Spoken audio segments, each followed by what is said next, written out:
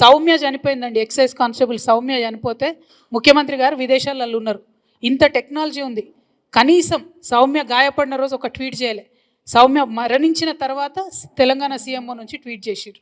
నేను ఇవాళ డిమాండ్ చేస్తూ ఉన్న ముఖ్యమంత్రి గారిని, ఎక్సైజ్ వాళ్ళ మీద ఈ డ్రగ్ మాఫియా చేస్తున్నటువంటి దాడులు అరికట్టాలంటే ఎక్సైజ్ వాళ్ళకు వెపన్స్ ఇవ్వాలి, ఫారెస్ట్ వాళ్ళకు కూడా వెపన్స్ ఇవ్వాలని చెప్పి నేను డిమాండ్ చేస్తూ ఉన్నా.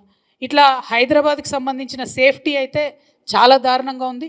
ముఖ్యంగా మహిళల మీద, బాలికల మీద ఒక 2025లోనే, ఈ ఒక్క సంవత్సరంలోనే ఓవరాల్గా నగరంలో మన హైదరాబాద్లో 69 హత్యలు, 176 హత్యాయత్నాలు, 166 కిడ్నాప్ కేసులు నమోదైనాయి.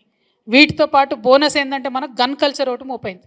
2 రోజుల కింద ఏటీఎం దగ్గర ఒక వ్యాపారవేత్త 6 లక్షల రూపాయలు తీసుకొని పోతుంటే గన్నులతో కాల్చి మరి ఎత్తుకపోయారు.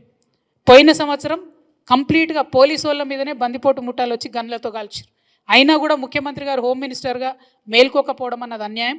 దీన్ని తక్షణమే వారు చర్యలు తీసుకోవాలని చెప్పి నేను డిమాండ్ చేస్తున్నా.